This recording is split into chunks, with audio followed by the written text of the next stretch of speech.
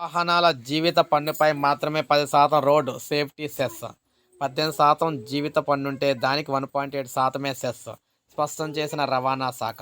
కొత్తగా వాహనాలకు ప్రస్తుతం వసూలు చేస్తున్న జీవిత పన్ను, లైఫ్ ట్యాక్స్పై అదనంగా 10% రహదారి భద్రతా సెస్, రోడ్ సేఫ్టీ సెస్ను ప్రభుత్వం తీసుకొచ్చిందని రవాణా శాఖ తెలిపింది. అంతేగాని జీవిత పన్నును మరో 10% పెంచినట్లు కాదని స్పష్టం చేసింది. ద్విచక్ర వాహనాలు, కార్లు వంటి వ్యక్తిగత వాహనాలు కొత్తగా కొనుగోలు చేసి రిజిస్ట్రేషన్ చేసుకునే సమయంలో వాటి ధర ఆధారంగా కనిష్టంగా 9% నుంచి గరిష్టంగా 18% వరకు జీవిత పన్ను వసూలు చేస్తున్నామని, ఆ పన్నుపై మాత్రమే 10% కొత్త సెస్ విధించినట్లు వెల్లడించింది. ఉదాహరణ, 1,00,000 విలువైన బైక్కు ప్రస్తుతం 12,000, 12% జీఎస్టీ జీవిత అంటే మనకి జీవిత పన్ను ఉండగా, ఇప్పుడు ఆ పన్నుపై అదనంగా మరో 10% అంటే 1,200 రోడ్ సేఫ్టీ సెస్గా వసూలు చేస్తున్నట్లు తెలిపింది.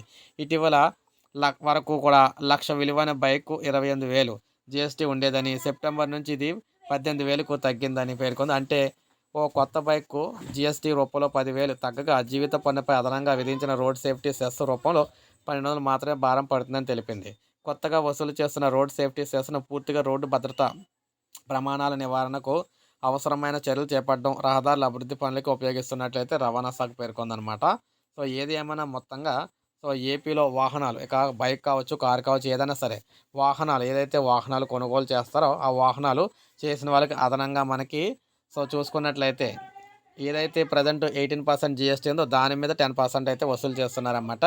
సో ఇది మనకు అప్డేట్. ఒక లైక్ చేయండి, సబ్స్క్రైబ్ చేసుకోండి, మన ఛానల్ సబ్స్క్రైబ్